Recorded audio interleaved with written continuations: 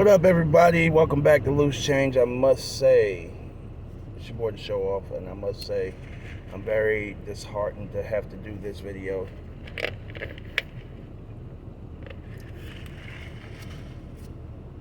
As you know, this is Celebrity Week, and I am and have been since I've been a Chicago Bulls fan for over 35 years. I'm only 41. I can actually say that I'm a lifelong Chicago Bulls fan. So when Scottie Pippen came out a couple months ago and said what he said, I was rather disheartened and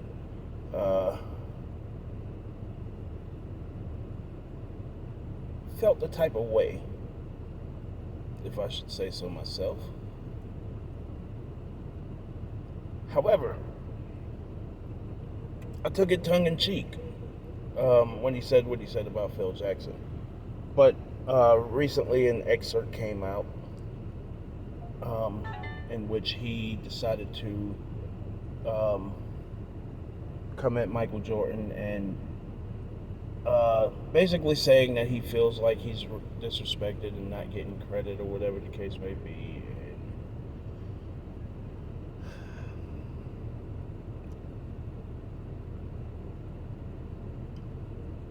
Because I'm a Jordan fan, people might say that I'm a bit skewed or whatever the case may be.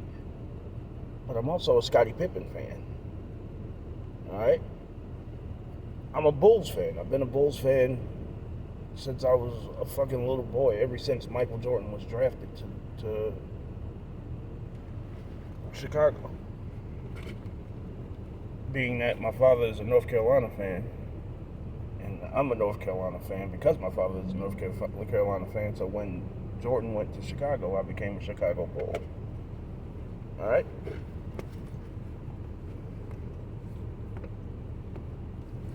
I gotta say,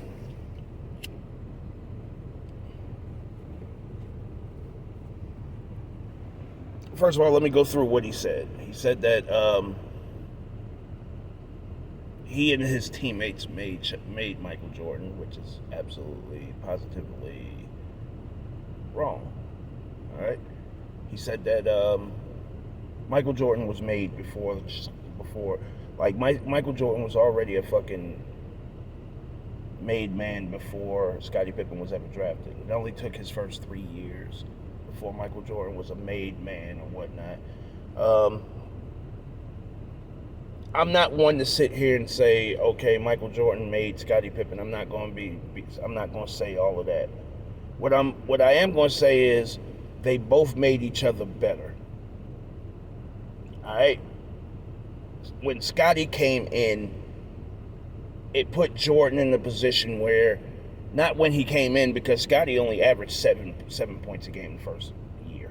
All right? But as Scottie started to get better and they both made each other better, but it made Jordan better because he didn't have to do as much as Scottie started to progress and started to do different things, defensively, offensively, or whatever the case may be.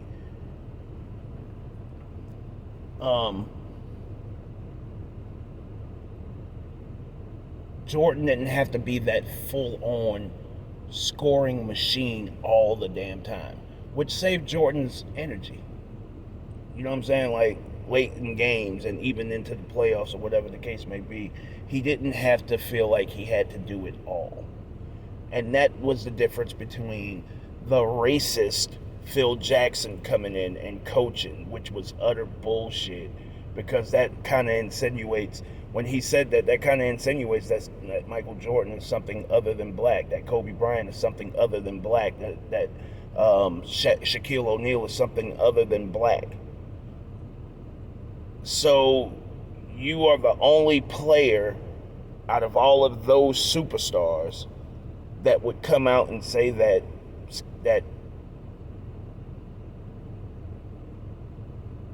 Phil Jackson is racist somehow. And I don't know what this dude's personal life is outside of basketball, so I can't say that he's racist. But as a basketball coach, he is definitely not racist. All right? As a basketball coach, he is definitely not racist.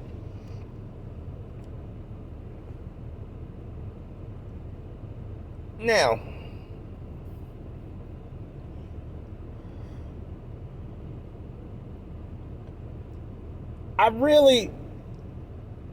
everything that this dude said was a matter of opinion, and everything he said all totally was a matter of opinion.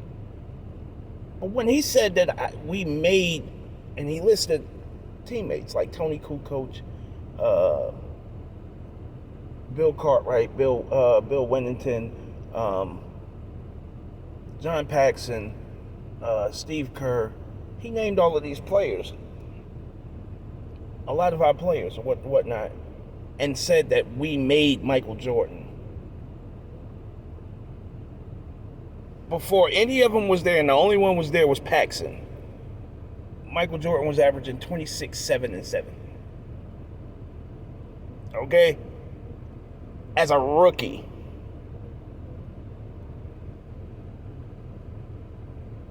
Before any of them, Horace Grant and all of them, before any of them got there, Jordan was already winning scoring championships. And if you go back and look at those Bulls rosters, other than Jordan and Paxson, they had nothing else. A bunch of cokeheads. Orlando Woolridge. Bro, come on. So,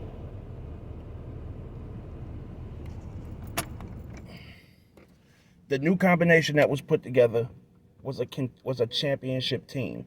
No one does it by themselves. We all know that. If you wanted the last dance to show you more, if you wanted a documentary, then do your own documentary. But this was a documentary about Jordan. You may feel slighted or whatnot because he talked about years that he wasn't there. But here's the thing. When you look into a camera and you got on a pair of J's and you hold up those J's and the Jumpman symbol on national TV and you're calling him back to the league, that says all you need to know about what you deemed in that moment Michael Jordan to be. You were putting up the best numbers of your career, but it wasn't translating to winning. All right? Now, I'd like to address something that a lot of people have been saying. Well, when Jordan retired, this, that, and the third, they went from winning 57 games to 55 games. Number one, they didn't win a title. They didn't even get to the Eastern Conference Finals. We didn't get to the Eastern Conference Finals, I should say. Number two, what was the improvement? Even though Jordan came back, a lot of people say we wasn't going to make the playoffs. We were going to make the playoffs. We were going to be a 6 seed or worse before Jordan came back. We could have ended up being an 8 seed. We were still going to make the playoffs, but by the skin of our teeth. So from 1994-95,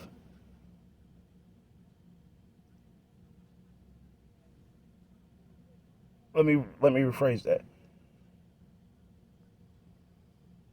Yeah, from 1994-95 to 1995-96, what was the difference in records?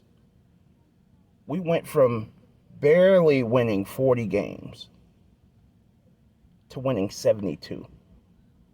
That's the part that people leave out conveniently when they make their argument. They say, oh, well, they only dropped off two games after Jordan left.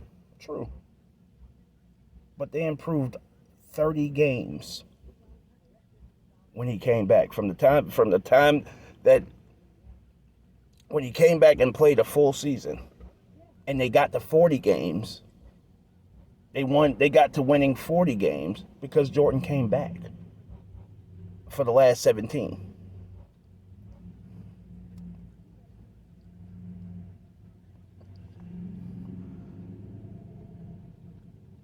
Now,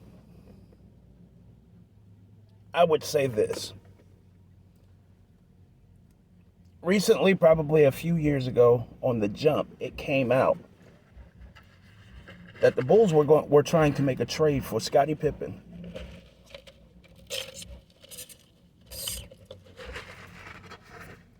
for Tracy McGrady. Realistically speaking,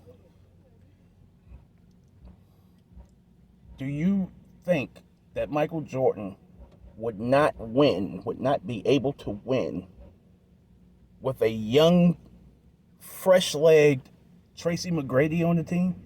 But the reason why that trade didn't go through was because Jordan wouldn't sign off on it, because he was loyal to Scottie Pippen. Let's be real, let's be honest about it. Jordan wouldn't sign off on the trade because he was loyal to Scottie Pippen. So now, how does this sound? Scottie Pippen could have landed in Toronto. And even more, y'all. Even more than that.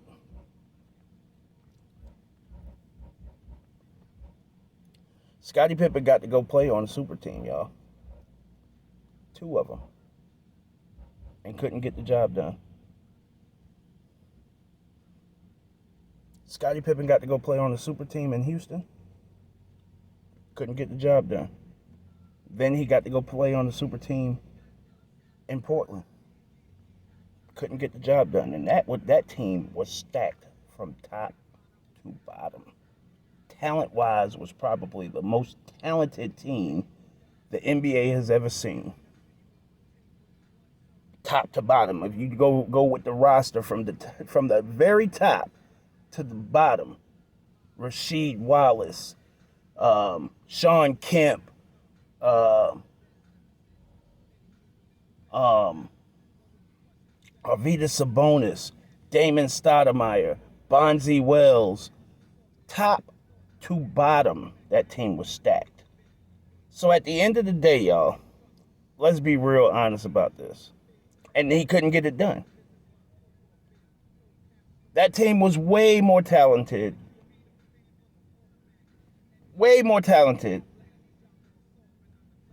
than the Lakers that beat them in 7 games. Now, if Scottie was that guy, why wasn't you taking over the games? You averaged 12 points in that series. So for you to come out now and say these things like, we made Michael Jordan and this, that, and the third, you made Michael Jordan a champion. In the process, you made yourself a champion. Congratulations. But to publicly come out and say these things and sell books. Now, the thing I want you to understand, this shit can go one of two ways. This could make you sell books. Or Jordan has a cult following.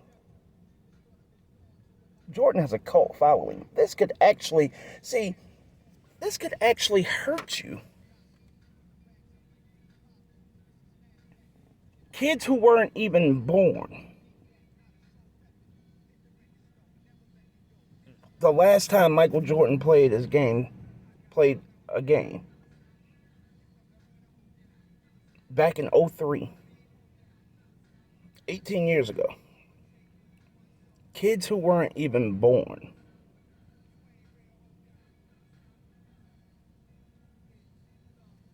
still covet this man's shoe.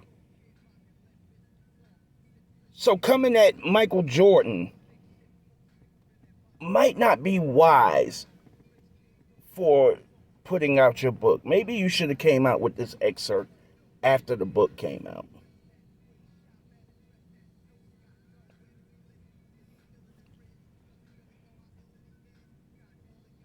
To me,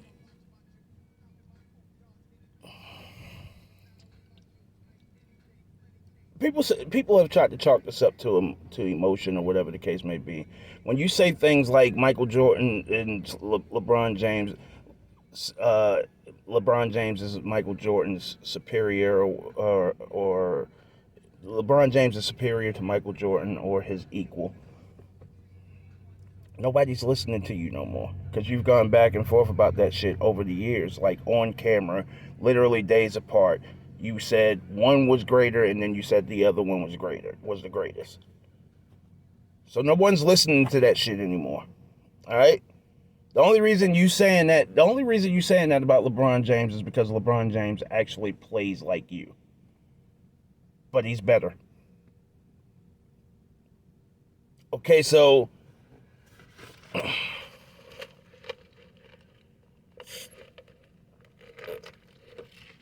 allow me to be clear about this.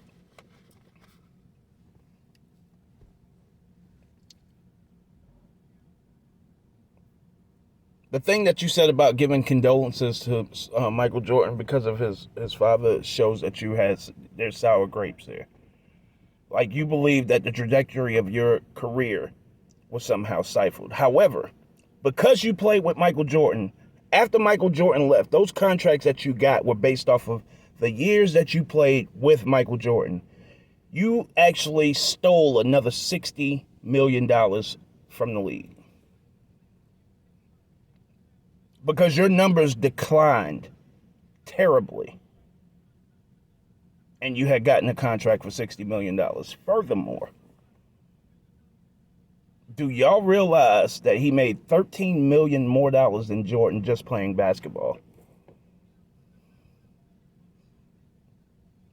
Because of that contract. See, people need to pay homage, especially those of you, like, you played on the team with this dude, and he made it possible for you to leave there where you had made $30 million over 10 years total. He made it possible for you to leave there and go get $60 million.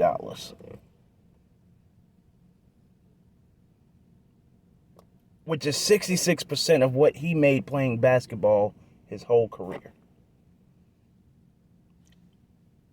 These guys that are making $200 million now should be thanking their lucky stars for Michael Jordan.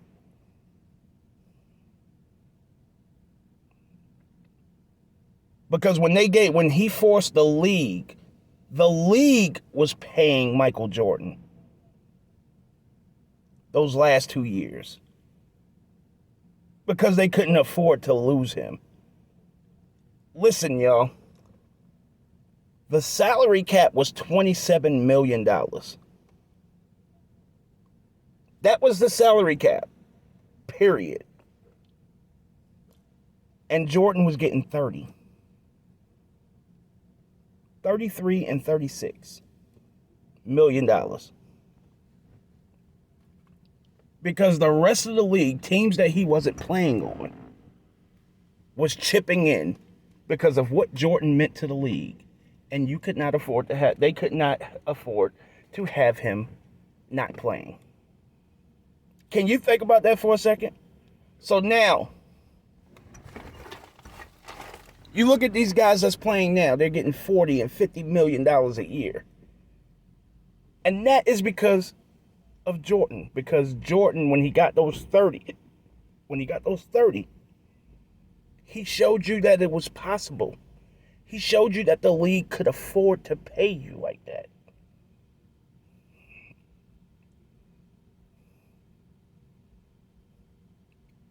Enter Scottie Pippen, who then gets 4 years of $15 million or more.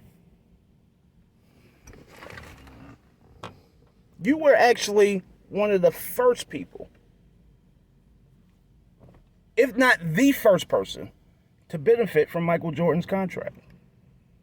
Because right after Michael Jordan retired, you got your contract with Houston for $15 million.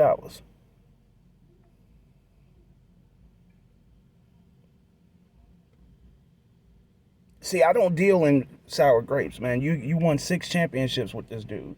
You had a Hall of Fame career because of your years with this dude. Because if you take away those years with this dude, with Michael Jordan, if you take away those years and just go by what you did in Portland, what you did in, real shit, are you a Hall of Famer? You got to play on the dream team because you were teammates with Michael Jordan. There are a couple players I could have put on the team before you. Shaquille O'Neal, even though he was just coming out of college. Isaiah Thomas. There were a couple players who could have gone on that team before you.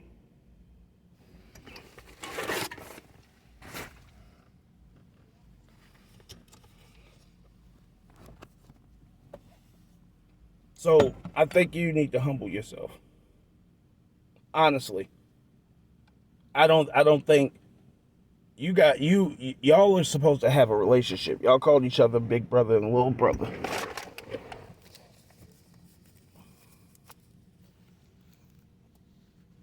I think this was disgusting.